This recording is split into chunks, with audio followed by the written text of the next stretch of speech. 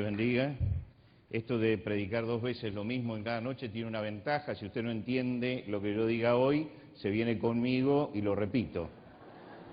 ¿No es cierto? Quiere decir que los del INSE tienen una ventaja, pueden hacer una segunda vuelta.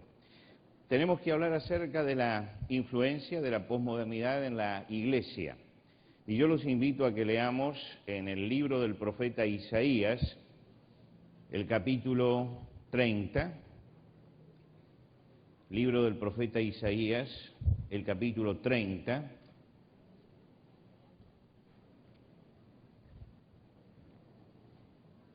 Voy a leer desde los versículos 8 al 14. Creo que es una de las descripciones más acabadas que nos da la palabra de Dios acerca de lo que es el mundo posmoderno del pasado. Isaías capítulo 30, versículo 8, dice así: Ve pues ahora y escribe esta visión en una tabla delante de ellos y regístrala en un libro para que quede hasta el día postrero, eternamente y para siempre. Porque este pueblo es rebelde, hijos mentirosos, hijos que no quisieron oír la ley de Jehová, que dicen a los videntes no veáis y a los profetas no nos profeticéis lo recto, designos cosas halagüeñas, profetizad mentiras, dejad el camino, apartaos de la senda, quitad de nuestra presencia al Santo de Israel. Por tanto, el Santo de Israel dice así: porque desechasteis esta palabra y confiasteis en violencia y en iniquidad, y en ello os habéis apoyado, por tanto será este pecado como grieta que amenaza ruina, extendiéndose en una pared elevada, cuya caída viene súbita y repentinamente, y se quebrará como se quiebra un vaso de alfarero, que sin misericordia lo hace en pedazos, tanto que entre los pedazos no se halla tiesto para traer fuego del hogar o para sacar agua del pozo. Y vamos al capítulo 22 del profeta Isaías. Retrocedemos hasta el capítulo 22, versículo 12.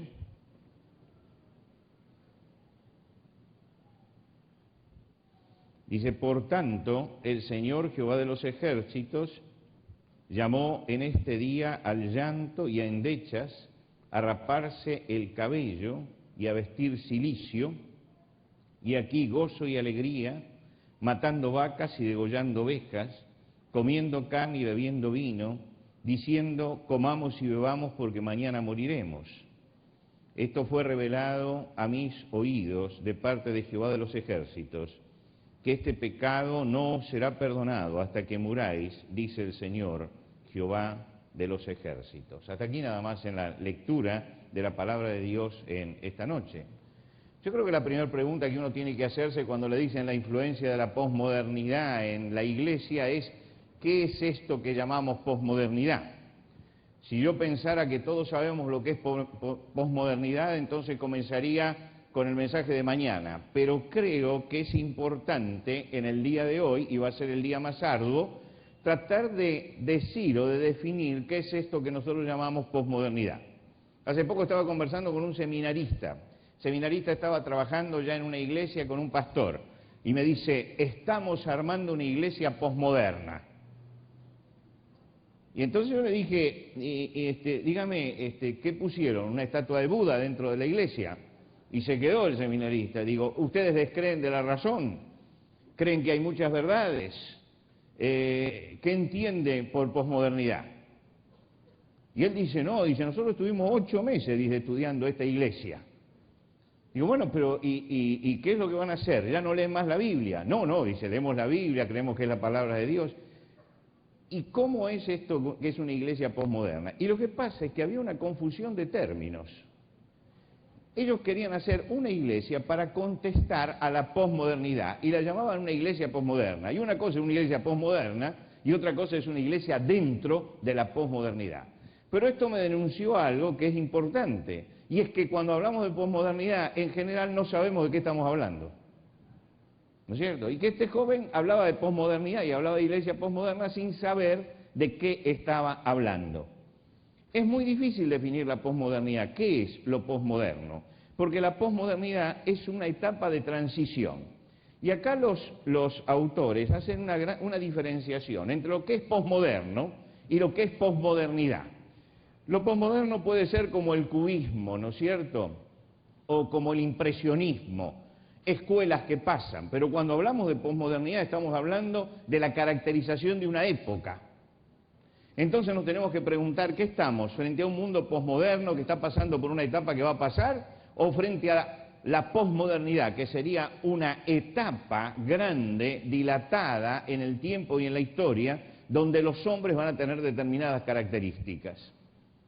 Y yo creo que para entender qué es esto de la posmodernidad, primero tenemos que entender qué es la modernidad. Si uno entiende qué es la modernidad, después entiende qué es la posmodernidad. Para entender la posmodernidad hay una discusión muy interesante que hacían al fin de la Edad Media los escolásticos y los antiescolásticos. Ellos discutían cuál era el sentido más importante del hombre.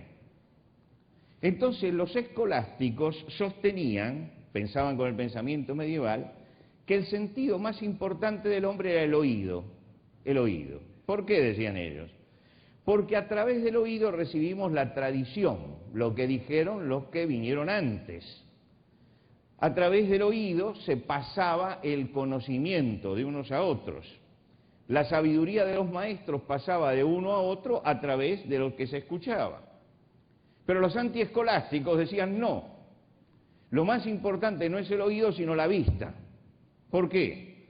Porque dice, a través de la vista podemos investigar, nos permite captar y observar los fenómenos, podemos comprobar la veracidad de lo que se dice. Y esto fue una larga discusión que marcaba la transición de una época que estaba asignada por el pensamiento de lo que se escuchaba, de la tradición, y se entraba a una etapa que es la modernidad, que es la etapa de la investigación, donde el hombre no daba nada por sentado, donde decía así, Aristóteles dijo, bueno, vamos a comprobarlo, vamos a ver qué es lo que pasa con esto. Y esto, por ejemplo, se ve en un clásico caso de la antigüedad, que es el caso Galileo. ¿Qué pasó con Galileo? Aristóteles, 4 siglos antes de Jesucristo, decía que la Tierra ocupaba el centro del universo y que todo giraba alrededor de la Tierra.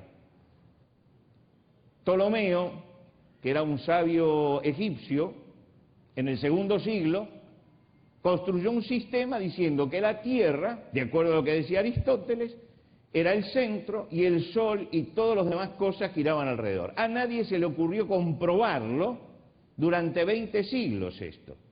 Lo que quiere decir que la gente creyó esto porque la tradición lo decía, porque Aristóteles lo decía y porque Ptolomeo lo decía. Cuando llegamos a lo que nosotros hoy conocemos como el Renacimiento, ¿no es cierto? Cuando llegó Galileo, con Galileo y con Copérnico aparece una visión diferente. Copérnico dice, no, yo creo que la Tierra gira alrededor del Sol. Ahora, como él no quiso comprobar nada, fue solamente una teoría, no trajo problemas, pero resulta que Galileo tomó un anteojo y dijo, no señores, la Tierra gira alrededor del Sol, no está fija. Ahora, él estaba levantándose contra una cantidad de siglos donde Aristóteles y todos los demás habían dicho que la Tierra era el centro. Entonces, el oído, el ojo, estaba en ese momento corrigiendo al oído. La gente hasta ese momento se había manejado por lo que oía. Pero ahora había alguien que con un catalejo había empezado a mirar y decía, no es así, no es así. Y lo puso en tela de juicio. Y ahí se armó un lío tremendo. Porque venían entonces los escolásticos y decían, sí, pero la Biblia dice, el sol se paró. Por lo tanto, el sol se mueve. Y Galileo ponía el anteojo y decía, miren, el sol está fijo, no se mueve, la que se mueve es la Tierra. Es decir, esa división entre lo que hemos escuchado y lo que estamos observando en la realidad. Por eso en el medioevo tenían mucha importancia los teólogos, porque los teólogos transmitían lo que se había escuchado, transmitían lo que estaba escrito, la revelación. Los teólogos había que escucharlos, entraban por el oído. Pero empezaba allí una nueva etapa, que es la etapa de la modernidad, donde lo más importante no era lo que se escuchaba, y entonces los teólogos dejaron de tener importancia, y lo que tenía importancia eran los científicos, los médicos, los filósofos, los astrónomos, todos ellos eran los importantes. Y esa etapa que nosotros llamamos modernidad, que ahora estamos en contra porque estamos en la posmodernidad, lo que significa que nos levantamos contra la modernidad, es toda una etapa asignada por gente que quería comprobar todas las cosas, por el pensamiento científico, por la investigación y lo que se veía y lo que se podía comprobar. Por lo tanto, el mundo antiguo del medioevo pensaba en la trascendencia y pensaba en la espiritualidad. Y el mundo moderno pensó en la temporalidad y pensó en la razón. Es el mundo de la razón. Allí en el siglo XIV se produce algo bien interesante en la literatura, por ejemplo. Dante escribe la Divina Comedia. La Divina Comedia es un libro que habla del mundo medieval. Es decir, los hombres estaban preocupados por si se iban al cielo, al infierno o al purgatorio. Y entonces él divide la Divina Comedia en 3 partes, cielo, infierno, purgatorio, y entonces los hombres van a uno u otro lado de acuerdo a lo que hacen. Esta es la mentalidad, pero también habla de la preocupación de la gente. ¿Por qué escribe Dante esto? Porque la gente todavía estaba preocupada en ese momento por su destino eterno. ¿Dónde voy después de la vida? Estaba todavía en el pensamiento medieval, pensando en la trascendencia. Pero 35 años después de la Divina Comedia, en la misma ciudad de Florencia, Boccaccio escribe el Decamerón. Y el Decamerón es un grupo de muchachos, 10 muchachos, 3 hombres y 7 mujeres, que se reúnen porque llegó la peste a la ciudad y se dedican a contarse cuentos. Durante 10 días cada uno cuenta un cuento. Y el Decamerón son 100 cuentos, los cuentos que se fueron contando. Y ahí son cuentos donde se ve al hombre haciendo todas sus picardías. Quiere decir, ya no estaban pensando en la trascendencia ni en el más allá, tenían una peste, pero ellos estaban pensando en gozar la vida acá abajo. Y de lo que se hablaba era eso. El asunto no era ni Dios, ni la vida eterna, ni el purgatorio, ni el infierno, ni el cielo, sino cómo gozamos la vida aquí abajo. Lentamente la modernidad desplazó el sentido trascendente de la vida para llevarnos a la intrascendencia. ¿Y cuáles son las características de la modernidad? En primer lugar, el hombre moderno siempre estuvo fascinado por lo novedoso, lo nuevo. Se crea una ideología de revolución permanente en lo científico, en lo histórico, en lo filosófico. Había que revisarlo todo, volver a plantearlo todo, y cada uno corregía al anterior. Un deseo de superación. Había que atacar a la religión, destruir los sistemas monárquicos. La modernidad trajo una ola revolucionaria. Nosotros, nuestros países que se independizaron de España, lo hacen al influjo de las ideas de la modernidad, que había que romper con los sistemas autoritarios. Y tal vez los 2 grandes símbolos de la modernidad en lo revolucionario hayan sido la Revolución Francesa y por otro lado la Revolución Rusa. Es decir, es el periodo de los grandes cambios y de las grandes revoluciones. Es el periodo donde el hombre se siente autónomo. Es decir, la filosofía de Descartes, que es la que marca la modernidad, lo vuelve antropocéntrico. El hombre es la medida de todas las cosas. Dios pasa a un segundo plano. Si hay un universo, ese universo tiene que girar alrededor del hombre. Y surge la idea de progreso. Al desarrollarse la ciencia, la técnica, la industria, comienzan los grandes inventos, comienzan los grandes cambios, surge una visión optimista del mundo. Todos los problemas y los males van a ser solucionados por la razón. El hombre creará una nueva sociedad. Son todas las cosas que planteaba la modernidad. Y empiezan a surgir las ideologías. Son sistemas que pretenden explicar cómo hay que arreglar el mundo, ¿no? Y los fenómenos explican los fenómenos de la vida y de la sociedad.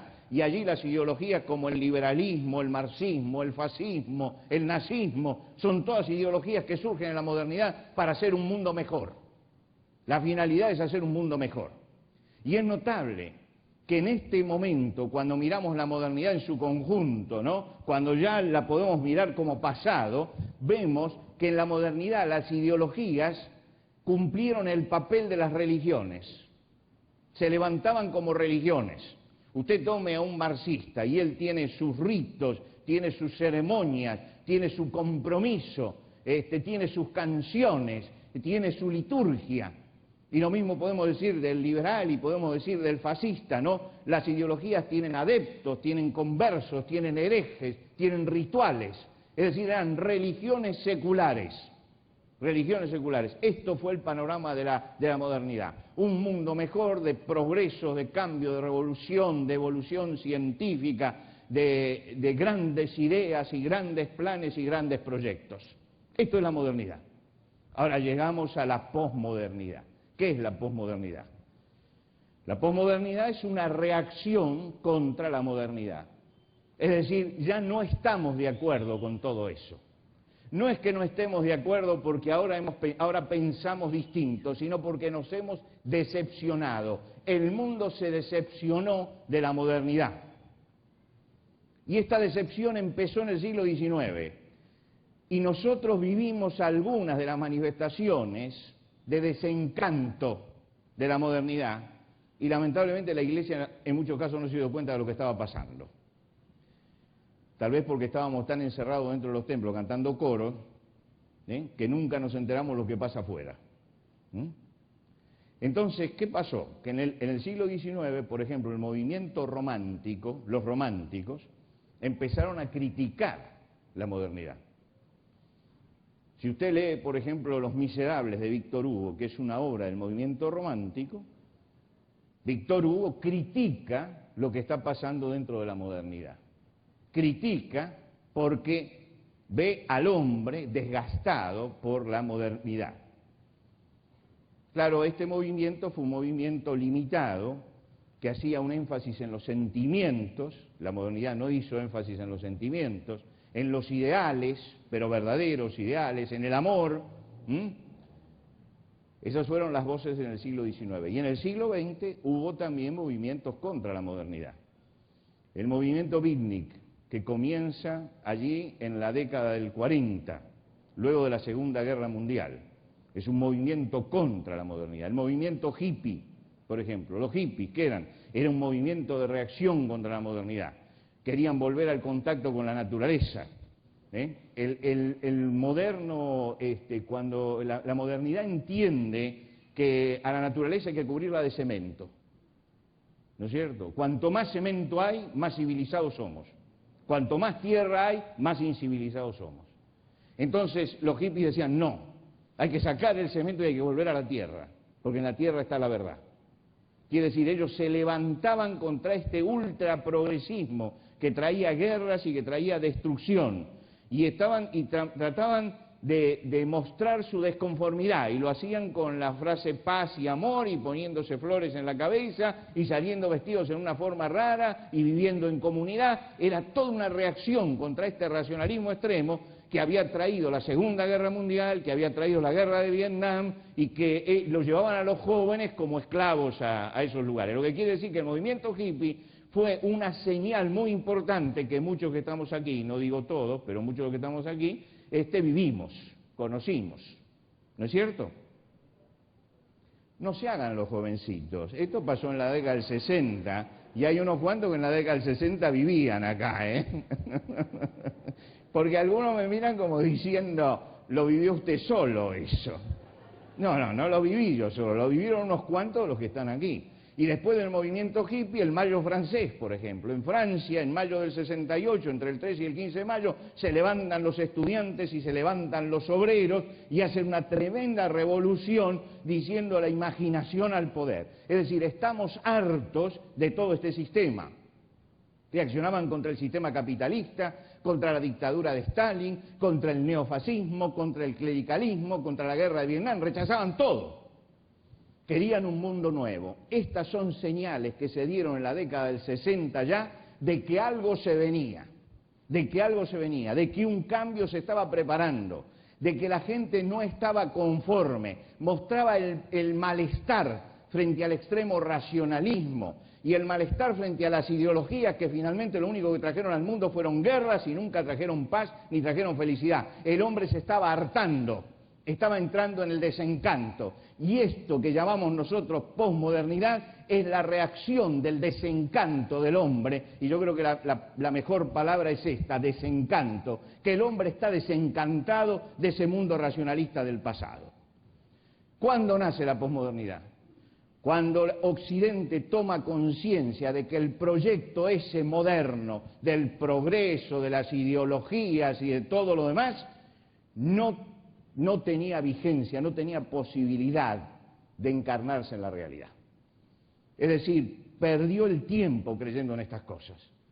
Los marxistas dijeron, perdimos el tiempo creyendo en Marx. Los capitalistas están diciendo, hoy perdemos el tiempo creyendo en el capitalismo y en el liberalismo.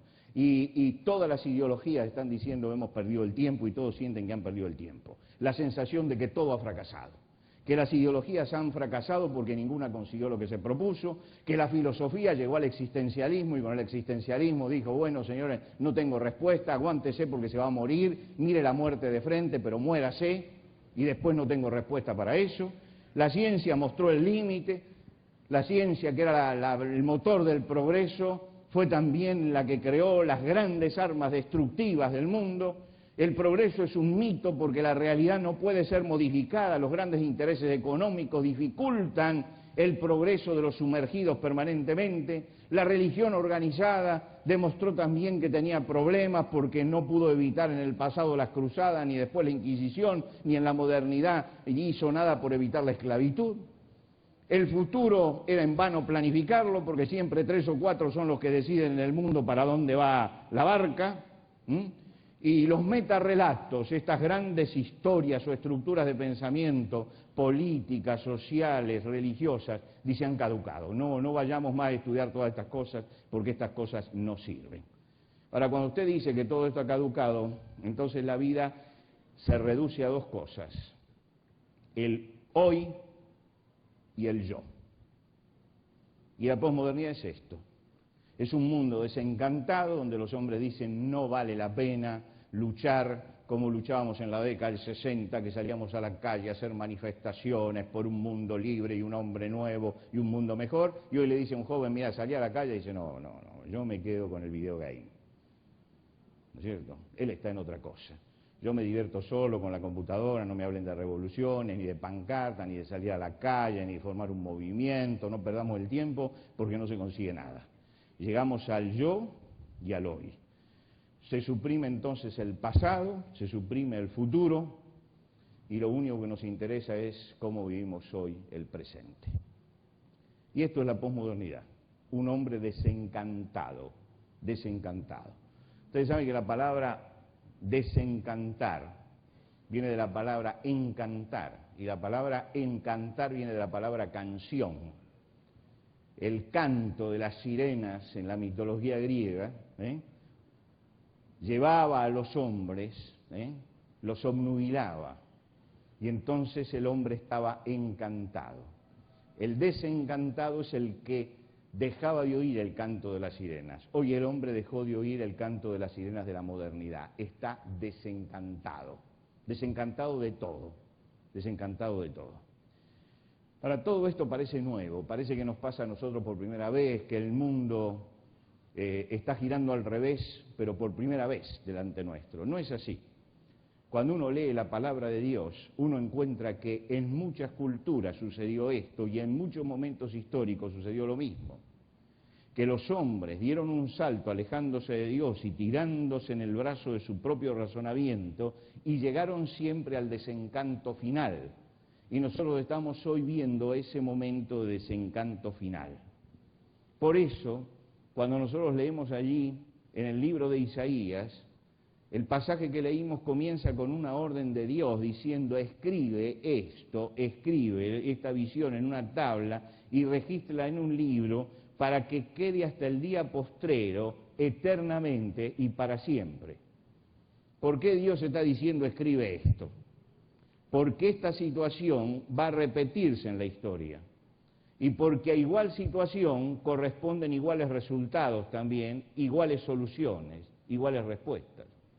Entonces, cuando yo leo en el libro de Isaías esto, estoy diciendo, bueno, Dios en alguna forma está dejando un testimonio de una sociedad a la que yo tengo que analizar, porque a lo mejor se relaciona con la sociedad mía. ¿Por qué Dios dejó escrito el profeta Isaías? ¿Por qué dejó escrito este pasaje? ¿Por qué lo guardó en la palabra eterna de Dios para que yo lo lea hoy? Porque a lo mejor ahí hay alguna respuesta para esta generación. Y cuando yo leo este pasaje del profeta Isaías, me encuentro con un mundo que se parece mucho a lo que nosotros llamamos el mundo posmoderno. En primer lugar, era un mundo que rechazaba dos cosas. Rechazaba la ley de Dios y rechazaba su propia historia. ¿Por qué? Había un avance tremendo de Senaquerib, el rey de Siria, que estaba en pleno desarrollo. Y los israelitas se asustaron, porque esta era una potencia que ascendía. Entonces dijeron, ¿quién nos puede ayudar? ¿Dónde nos podemos apoyar? Y asustados, buscaron refugio en Egipto. Ahora, cualquiera que conoce la historia de Israel sabe lo que significó Egipto para ellos. Egipto había significado la esclavitud en el pasado, allí habían pasado 400 años. Cada año ellos celebraban la Pascua y ponían las hierbas amargas en la mesa y las comían el día de la Pascua, recordando la amargura de Egipto, la amargura que ellos habían sufrido en aquel lugar. Egipto había sido la ruina de Salomón, el rey más grande de Israel, que se casó con una egipcia y terminó en la idolatría. En los tiempos de Robán, fueron vencidos por los egipcios y saqueados por Sisac. Y entonces la ley de Dios en Deuteronomio decía, no volváis nunca por este camino. Esa generación borró la historia y borró la ley de Dios y dijo, nosotros vamos a hacer un camino diferente. Nos olvidamos de la historia y nos olvidamos de la ley de Dios. Entonces Dios actuó. ¿Y cómo actuó? Como actúa Dios. Si este pueblo no quiere oír la palabra, no quiere leer la palabra y no quiere ver la historia, yo mando a mis profetas. Entonces los profetas empezaron a hablar, y los profetas hablaban, y por supuesto cuando los profetas hablaban todo temblaba, y recibían una acusación, y entonces ellos le decían a los que analizaban la realidad, a los videntes, no veáis, y a los profetas, no profeticéis. Es decir, los profetas le decían, miren, si ustedes van por este camino van a llegar a esto. Les trataban de plantear el futuro. Y ellos decían, no, no queremos saber el futuro, lo que queremos es vivir el hoy. Entonces cuando venía alguien y le decía, pero la ley de Dios dice esto, pero la historia dice esto, ellos decían, no queremos saber nada con el pasado. Y cuando alguien decía, bueno, pero viene el profeta y dice, si siguen por este camino, este va a ser el destino, ellos decían, no queremos saber nada con respecto al futuro. Y entonces cuando llegaba algún profeta que hablaba lo que debía hablar y lo hablaba duramente, ellos le decían, decidnos cosas halagüeñas, profetizad mentiras. Es decir, queremos vivir una vida light. Y la verdad que los profetas no son light. No son light. Usted lee a un profeta y se le mueve todo el piso, ¿no es cierto? El profeta no es light.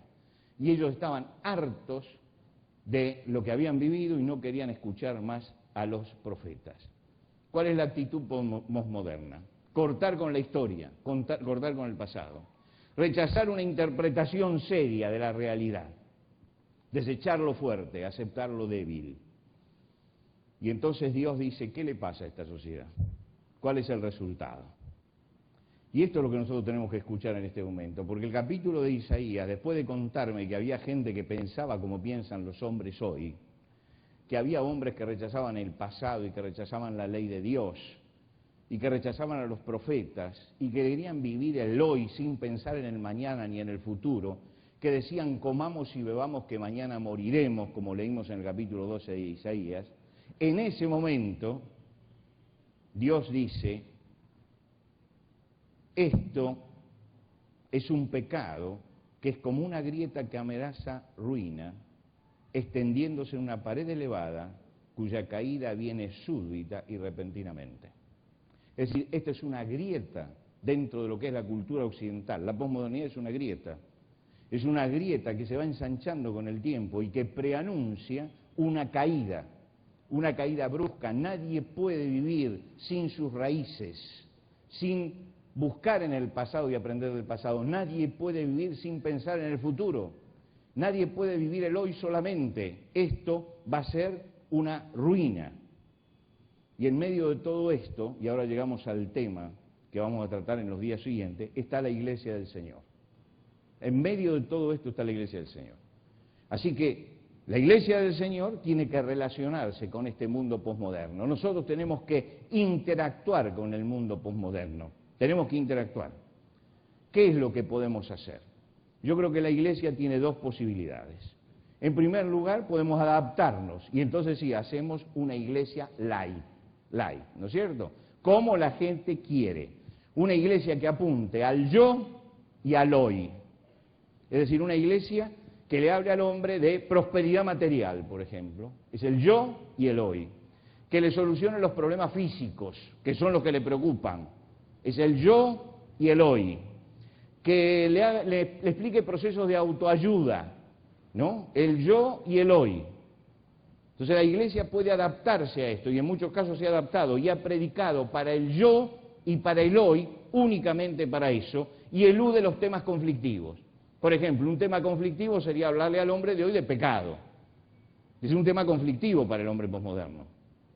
De autoridad de la palabra de Dios, de santidad de la vida, de discipulado, todo esto son temas conflictivos. Entonces, en alguna forma, la Iglesia puede adaptarse, eliminar estos temas y empezar a armar una teología de acuerdo a lo que la gente quiere recibir, esa gente que está viviendo cortada del pasado con el yo y el hoy. Cerrar la Biblia, por eso yo le decía a este joven del que les hablaba al principio, ¿ustedes van a leer la Biblia o no la van a leer más, la Biblia? No, dice, nosotros creemos que la Biblia es autoridad, es palabra de Dios, entonces no son posmodernos. Porque ustedes tienen en sus manos un metarrelato y le están dando autoridad y validez. Y lo que hace la posmodernidad es tomar un metarrelato como la Biblia y no darle autoridad ni validez. Entonces, si yo tengo la Biblia como palabra de Dios y digo, este libro es palabra de Dios, yo no puedo ser posmoderno.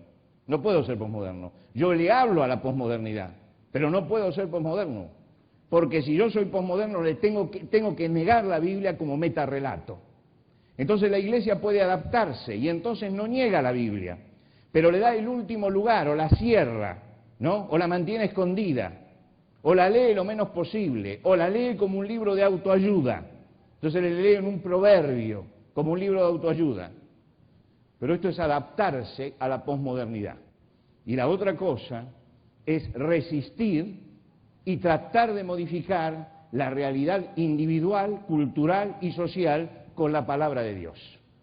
Tratar de modificar esa realidad con la palabra de Dios. Son las dos opciones que tiene la Iglesia.